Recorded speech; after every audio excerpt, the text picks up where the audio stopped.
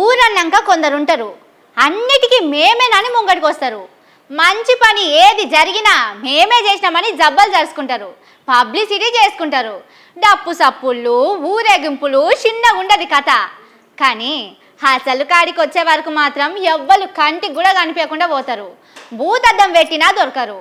ఆ లెవెల్లో మీకు కూడా తెలవాలి కదా. ఇగో చూడుండ్రి, ఆ లెవెల్లో కాదుల్లో మన చెయ్యి పార్టీ పూ పాటోళ్ళు మొన్న వరంగల్ కాడ ఎయిర్పోర్ట్ కు కేంద్రం వాళ్ళు పర్మిషన్ ఇచ్చిండ్రు కదా. మేం తెచ్చినామంటే మేమే తెచ్చినామని రెండు పార్టీలోళ్ళు కుస్తీ పట్టిండ్రు.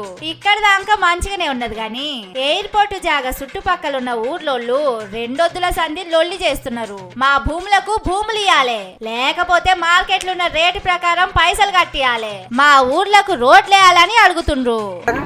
కొండ సురేఖ గారు బయట రేట్ ఎంత రేట్ ఉంటే వేరే ల్యాండ్ ఇస్తాం, ఇంత దాంట్లో అన్ని ఫెసిలిటీస్ ఏర్పాటు చేసి మేము ఇస్తామని చెప్పింది. మా ఊరు నుంచి 175 ఎకరాల భూమి మేము ఎయిర్పోర్ట్ ఇచ్చుకుంటూ మా ఊరిని మేము చీకట్లో పడేసుకోవాలా? లీజ్ అగ్రిమెంట్ కోర్టుకి అడ్డము అని చెప్పి ఈనాడు కూడా మీకు తెలియజెప్పలేదు. కేవలం మాకు కావాల్సినటువంటి హక్కుల కోసం మాత్రమే మేము పోరాటం చేయడం జరుగుతూ ఉంది.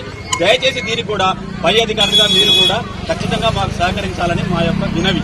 అక్కడున్న ఎమ్మెల్యే సారో ముచ్చట చెప్తుండు, మంత్రి సురేఖ మేడం ఇంకో ముచ్చట చెప్తున్నదట.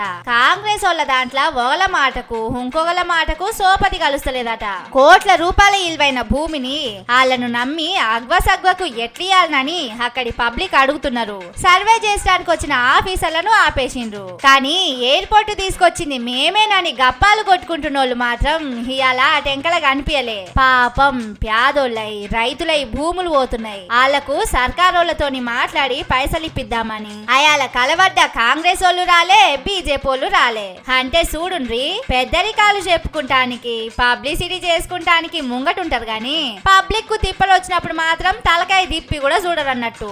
అందుకే పబ్లిక్ జర జాగ్రత్తగా ఉండుండ్రి. ఎవలను పడితే వాళ్ళని నమ్మితే నడిగోదాట్లా ముంచిపోతారు.